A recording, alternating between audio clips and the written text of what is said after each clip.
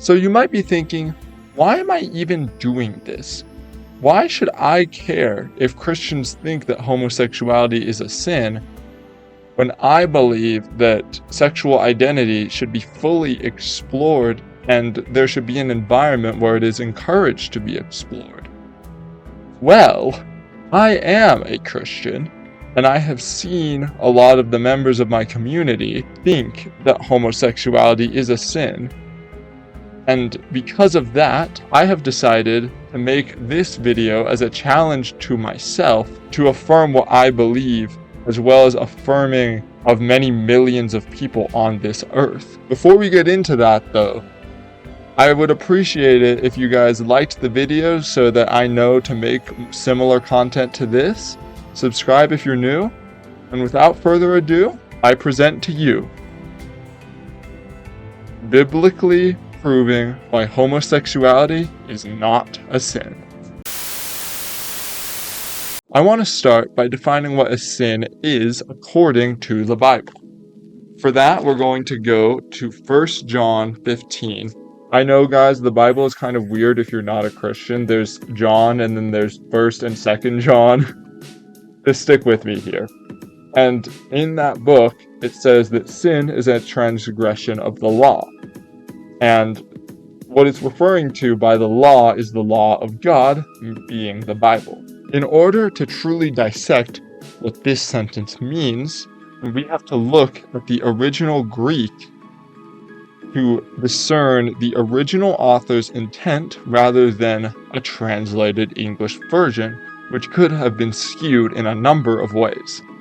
I'm specifically looking at the word transgression here. And the Greek word for transgression that was used here is anomia, which comes from the Greek word nomos, meaning law, and the prefix a basically makes it translate to without law. And this interpretation holds true in many different versions of the Bible, such as in the King James Version, where the Greek word anomia is translated as lawlessness. Stick with me here though, because the definition of the word lawlessness, which the King James Bible defines, is to conduct yourself in a way that ignores the law, or to live in a way as if there is no law. This meaning implies agency in this transgression, that you are consciously doing something that goes against the word of God. Now we're getting somewhere. Because for anything to be considered a sin by definition, it has to have agency and free will involved, just like the original sin, where Adam took the fruit from the tree of knowledge. It would kind of, for y'all non-Christians though, it would kind of be like if you had the choice to eat fruit rather than donuts, and for some reason there was a passage in the Bible that said that eating donuts was a sin, and you could choose not to eat donuts, then eating donuts would be considered a sin, I guess. The point I'm trying to make, though, is that sin has agency and free will in it. Why did I bring this all up, you may ask? Because I am going to use this line of reasoning that I established, as well as having research on my side that affirms the fact that homosexuality is a natural process that you cannot control within yourself. You can't just decide to be straight. If you guys want more information about this kind of study, I'm going to leave an article in the description and up here so that you guys can take a look at the research on homosexuality. And I'm going to use it to disprove a verse or two in the book of Romans, which I believe is the best argument for homosexuality being a sin in the Bible. Let's read Romans chapter 1, verses 26 and 27. Because of this, God gave them over to shameful lusts. Even their women exchanged natural sexual relations for unnatural ones. In the same way, the men also abandoned natural relations with women and were inflamed with lust for one another. Men committed shameful acts with other men and received in themselves the due penalty for their error. So, a lot of you might be thinking, Paul here is, by the way, who's the author of this book, clearly is saying that women having sex with other women and men having sex with other men is considered unnatural and a sin. And that is the non-affirming interpretation of this. However, if we have already established that homosexuality is natural, and that for it to be considered a sin, there has to be agency in it, we have to look at the part of this verse that is actually involving the agency. And we also have to cross-check it with other sections of the Bible to affirm this, because I'm not just going to take verses out of context. So we're going to ask ourselves here, what is the actual violation of God's law? Simply put, Paul says that God gave them over to shameful lusts. The key word here is lust. Paul is not actually condemning the fact that these men and women were in sexual relationships with the same sex. He was condemning their excessive need for lust, not their homosexuality. And in the Bible, there are many, many occasions on which lust is condemned. Namely, in the Gospel of Matthew, chapter 5, verses 28 through 29. Give me a second to get there.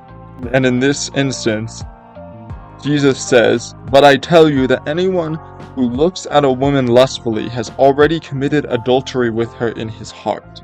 That clearly seems to indicate a condemnation of lust with heterosexual sex, because in these times, Jesus was basically exclusively speaking to men. And that is where the second part of my argument comes in, cultural side. In this time, men were considered to be superior to women in social status.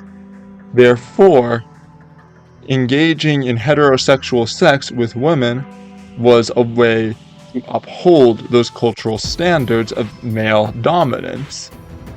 But being in a sexual relationship with a man would be challenging those social structures due to the equal nature of the partnership. But if we take this into the context of how things are today, when women are much, much closer to men in terms of social status, and I would argue that they should be viewed as equal, even though a lot of people might disagree with me.